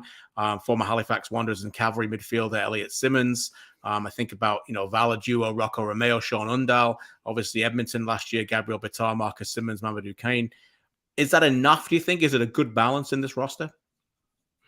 I'd say it's close to enough. I'd say maybe the one thing, maybe you'd want just a tad bit more experience, because I think if you're looking at expansion team, it does help to have maybe another player like a Callum Irving. But what I do like, there's, first of all, 2 CPL champions. You look back at Ottawa, say when they came in, they didn't really have that chance because it was Forge in year one. They weren't going to be giving away any of their players to an expansion team. The fact that Vancouver is able to nab 2, that's huge. And some of those other players are all very much in their prime. Like Elliot Simmons was someone I liked a lot at Cavalry, so I look at that. That's a good move. Ditto with Rocco Romeo. So I think it's good. Maybe just a bit of experience would help for a young team, but for the most part, if you're getting guys who are in their prime, who are young, they can make up for this experience, especially in such a young league like the CPL.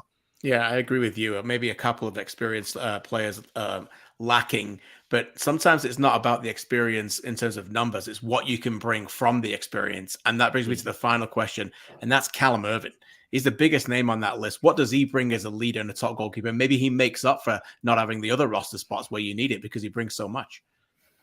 Yeah, I mean, he's the perfect experience, like you mentioned. I think he was one of the top goalkeepers in the CPL. I think by the advanced metrics, he saved a couple goals over the course of his 3 years with Pacific, which isn't easy. Usually that tends to average out. So that's kind of a sign of how good he was. And Pacific's, defense hasn't always been stable in that time there. And he always was such a key leader, organized the back line on top of his talent. So it's not just him coming in being a good shot stopper. I think he's someone that will keep that backline organized, will keep them together. And I think that's a huge attribute. And it's big because goalkeeping plays a big difference in this league. Typically teams that do well have good goalkeepers. And the fact that, Vancouver in the year one, we're like, okay, let's go get one of the best is going to go a long way. Just because sometimes when you're making rookie mistakes where you're not familiar with your teammate, it's nice to turn around and you have Callum Irving there bailing you out than maybe say someone a little younger who's inexperienced as well and also growing. And I think that's going to give them a bit of an edge as they work through those mistakes that will inevitably happen as they get used to playing at the CPL level. Yeah, very well said. AJ, I appreciate it. We'll have you back on with the panel shortly for the predictions. Before that, though, let's hear from one of the most important signings and arguably the best signing so far in the offseason for them. Here's goalkeeper Callum Irving. Curls one, big stop from Irving. Preserves his clean sheet with the left hand. From day one, it's been impressive, the standard that has kind of been set here. Obviously, it's never easy starting a club from scratch. People in charge have a lot of know-how in doing that, obviously, but still there's going to be so many roadblocks in the way of trying to kind of, progress on the day-to-day, but I still think it's amazing the standards that were set from day one. What's it been like sort of moving back home now, kind of representing a club called Vancouver? It's just, representing your hometown. Yeah, it's exciting. It's a bit surreal at times.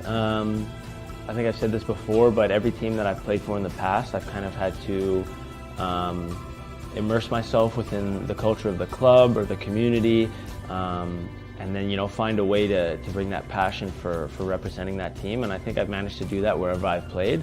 but it's been different coming here, and from day one, there's Vancouver on my chest, you know, and I'm somebody that was really proud to have grown up here and played my youth football here, and to be associated with Vancouver wherever I was playing. And so there's an immense pride that I get every time I remember that that's who I'm representing. We've spoken a bit about Ashton already, but what's it like playing for or training with a coach of his kind of caliber and resume? What is he like as a leader in this group? He does everything. I mean, his career speaks for itself, but when you see somebody that has the resume that he has out there on the pitch every single day, boots on the turf, it definitely sets a standard there where you think, I can't take a day off if this guy's not taking a day off.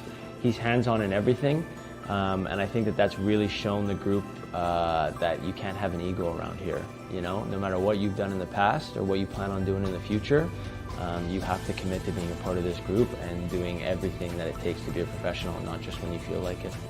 He's hands-on and approachable, but sometimes he'll drop a story about meeting Pele. Yeah, exactly. I mean, he has stories for days, and these aren't just regular stories that you or I could tell. These are stories that bring football history into play, and to hear that on a personal level is pretty special at times. So he's definitely somebody that if he wants to speak, he will definitely listen. From your sort of early sense in training, do you get a kind of an idea of what this team can be, kind of what kind of quality this team could have and maybe be competitive in its first year? When I decided to come here, I came here with the idea that we would be competitive from day one. I didn't want to come here with people, you know, making excuses of we're a first-year club, we're trying to build it up. Maybe in the next 3 years we'll be looking for success, but year one will be difficult. For me, it was always, I understand year one will be difficult, but there's a lot you can do, and there's a lot that you can push through. And if you have the right culture and mentality kind of throughout the club, top to bottom, then I think the sky's the limit in this league. I can't explain it. I'm exhausted, but I feel great. It's been a tough year. Year one, game one, is at Pacific. Yeah.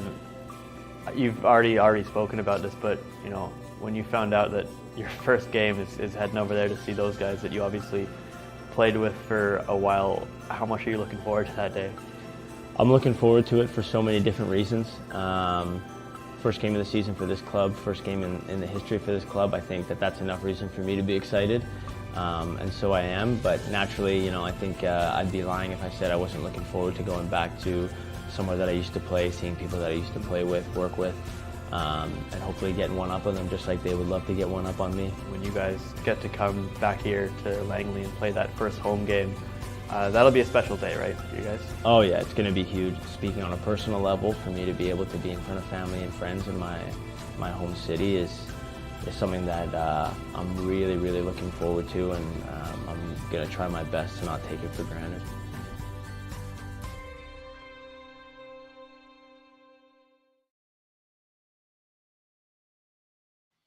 Big thanks to Callum, one of the class acts in the CPL and a league full of them. And we thank all the players, particularly those who joined us today and will continue to join us throughout the season. I'll say this, it is an absolute privilege and a pleasure to cover these players in this league.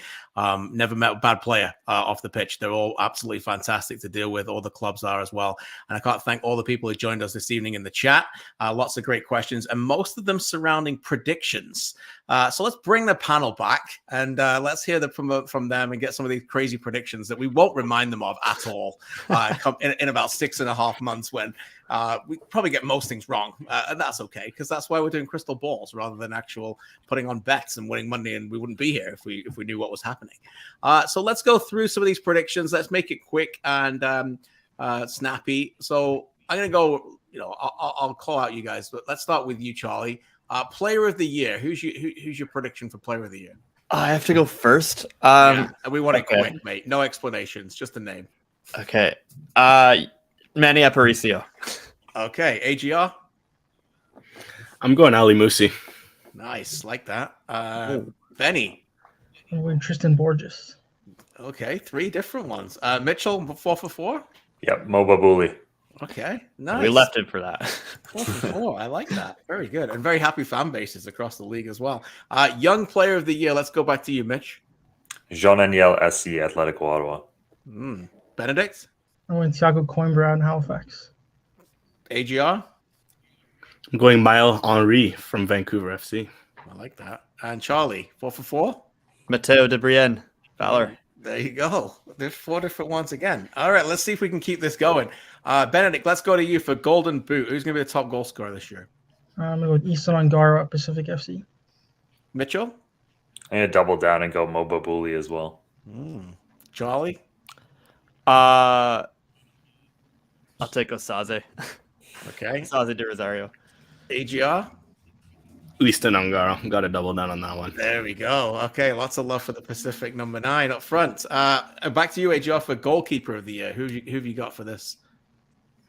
I'm going for Rayan Yesley, another Valor one. Very interesting. Gets the number 1, the opportunity gets between the posts. He took it over last year at the end of the season from Jonathan Siwa, as Phil Dos Santos had his eye on 2023 for a reason. So I like that. Benedict, goalkeeper of the year for you? I'm going to repeat winner Marco Carducci. Okay. Charlie? Callum Irving. He'll be busy, I think. Okay. Mitchell? Charlie and I have been spending too much time together. I have Callum Irving as well. Wow. Okay. There you go. Nobody took Nate Ingham, and no one took Tristan Henry. I might take Tristan Henry, actually. But no one wants my picks. I'm hosting. Let's go with defender of the year. And Mitchell, I'll go to you for this. Going in theme, it's got to be Alessandro Jabrapor probably, but I'll go with Callum Montgomery out in Cavalry. Good sign. Okay, that's a good pick. Charlie? Miguel Acosta in Ottawa. Good one. He's been one of the best defenders of the year for a while. What about you, AGR? I'm going to correct some of what the Ottawa fans wanted from last year. I'm going Diego Espejo. That's a good pick. If he plays all year, he's going to be one of the slam dunks for that for sure. And Benedict? I'll go someone else who's going to be busy, and that's Tas Mordekudis at York United. Okay, good one as well. All right, let's go with the final award. Let's go with Coach of the Year, won by Carlos Gonzalez last year. And does Bobby Sminiotis finally win one, Charlie? Yes. Okay. Yes, he does. I like the concise answer. Mitchell? Yes. Benedict? Absolutely. Whoa, we could go. Oh, no way. We could. Whoa, hold on. Alex, what are you going to tell us? Bobby Sminiotis. There you go. You heard it here first. It's done. 4 for 4. And people say we don't want Bobby to win the award. I mean, we just all picked it. Yeah. All right. There's been lots of people asking this question. I think Dan asked it. Lots of people. Who is one signing in the league that catches your eye that you don't think others noticed as much? So basically, if you give the same answer here as someone else, you're wrong because it has caught someone else's eye. So lots of new signings in the league. In fact, we have a total of, I think, 65 new signings this year. About 35% of the rosters have got new signings, never played in the Canadian Premier League before. So let's, by the way, Thomas is chirping you for finally agreeing. He's, after disagreeing on all the stuff, he finally agreed. He's also probably not happy that you didn't pick Martin Nash, but that's a different answer. All right, so what I want here is one name, one signing in the league that catches your eye that you don't think others will. And we'll see from the reaction whether you name somebody else. Charlie. Shamit Shom in Cavalry. I think they have the ball, and he's good with the ball. Benedict. I'm going someone I've been handling for a while, and that's Kieran Basket. Not only for what it does for him, but what it does for Emil Gazdov. I think he'll push him, and it'll be a big season for both of them. Okay. Mitchell. Charlie and I were close on this, but I'll go for another Cavalry midfielder, Jesse Daly, Brisbane Roar, good level, coming in, a lot of experience. I like that signing. Alex, did they take your guy? I was worried, but they didn't. I'm going Gianni Dos Santos. Just, something about former Pacific champions who maybe didn't play as much as they should go in Ottawa. It just gives me a bit of deja vu. Oh, there you go. I like that. Okay. I also like Gabriel Antonoro, by the way. He might be a good player in Ottawa. One underrated player who you will think will take his game to another level this year. Take that question how you think. But one underrated player, perhaps someone who's been in the league for a while, that you think might take his game to another level. Mitch. I'll go with Diego Gutierrez out in Valor. Has a good middle partner in Rafa O'Heen, and I think was an underrated part of what they were able to do last year. Love that pick. If I was like Tony Reale or something, I'd be giving you loads of love on the whatever. Charlie. I'm going to go with Sean Young because he'll get a lot more minutes out of Pacific with Jamar Dixon retiring and some midfielders moving on. So I think that'll be a big year for him. Alex, it looks like he just stole your answer.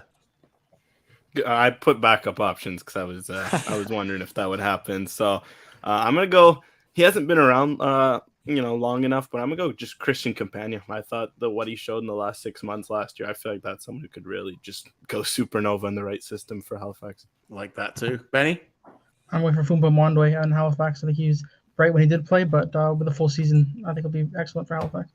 Alan in the chat wants to make sure Forge gets some love for Kwesi Poku as well, who had a good offseason as well. So we'll keep an eye on him as well.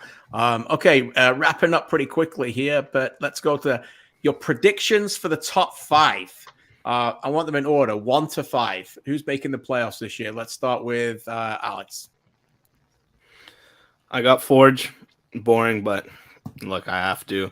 Then Pacific, Ottawa, York, Cavalry. Those are my 5. Wow, that is a heavyweight clash of 5 there. Benedict. I got Forge at number 1, Cavalry 2nd, Ottawa 3rd, York 4th, and Pacific 5th. Okay, so the same 5 just jiggled around. Mitchell. Same thing, same 5, different order. Forge, Ottawa, Cavalry, York, then Pacific. Okay. Charlie, are you going to keep the same 5? Should I throw someone else in there just because it's more fun? I don't know if I can. It's up to you. You got your name on the line here. Yeah, no, I still think it's Forge, Cavalry, Ottawa, Pacific, York. Wow. So all 4 experts pick the 5 teams to get in. We'll keep an eye on that to see whether they're right. And we end with the North Star Shield winners. At the very last game of the season, who will lift the trophy? Benedict. It's Forge FC. Mitchell. I go Cavalry. I think Forge win the regular season, and then Cavalry, the playoffs mean everything to them, so they have to do it this year. I like how you went safe there and gave Forge another trophy just so you didn't get any hate mail. Charlie. I've picked them several times, and they've let me down each time, but I'm still going with Cavalry as well. Okay. Alex? I'm going Ottawa. Something about teams just going to finals, getting that taste of what it takes. They retain most of their core. I go Ottawa. There you go. Fascinating stuff. Gentlemen, I can't thank you enough. It's been a long night, but we appreciate it. It's been a long wait, right? It's been a long wait for this. The chat's lighting up. It's been a long night as well. We can't wait for this. A reminder, again, thanks so much, all 4 of you. We appreciate all your hard work. You can read their work at campr.ca throughout the season, and of course at onesoccer.ca AGR. Keep up the great work. Benny, thanks for all your help behind the scenes. Charlie and Mitch continuing to do all the work at campr.ca as well. Thanks to Adam Del Bianco, to Kenny Edwards, and others for the helping with this show. Before we leave, let's put up the schedule board and a reminder what we can see this weekend, again, as the CPL Week 1 kicks off. All games live on One Soccer, starting on Saturday at 12:30, as they're on the air all the way through. That's right, all the way through till around about 9:30 that night Eastern time. So it's a long day for them, but we'll be involved in that. I'll be out on the island helping them out with their broadcast. A triple header. Atletico Ottawa taking on Halifax Wanderers from 1 p.m. And then Forge against Cavalry. The rivalry reignites in day 1 on the 2023 season at Tim Hortons Field. Starlight Stadium, the birth of Vancouver Football Club, 4 o'clock local time there. And then on Sunday, York United take on Valor FC. We have waited some time for these games to return. We're back. In 6.5 months, we'll see another trophy lifted. Who will it be? Here's a reminder of what we've seen. Good night, everybody.